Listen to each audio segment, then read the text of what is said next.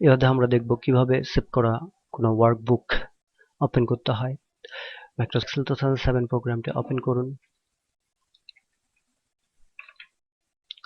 Save করা কোনো document open করার জন্য অফিস বাটনটিতে ক্লিক করুন, ওপেন লেখাটিতে ক্লিক করুন, ফলে open dialog box option open হবে।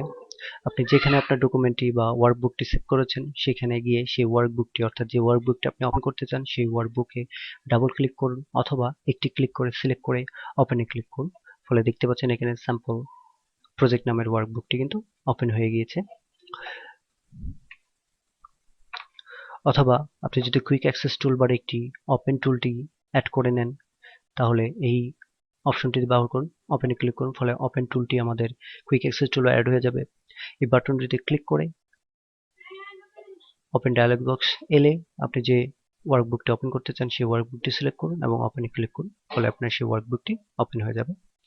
আর আপনি যদি শর্টকাটে কোনো ওয়ার্কবুক ওপেন করতে চান অর্থাৎ আপনি শর্টকাটে কোনো ডকুমেন্ট ওপেন করার জন্য কমান্ড ইউজ করতে চান তাহলে আপনার কিবোর্ড থেকে কন্ট্রোল বাটনটি চেপে ধরে রেখে হোল্ড অক্ষরটি চাপুন, ফলে ওপেন ডায়ালগ বক্স আসবে।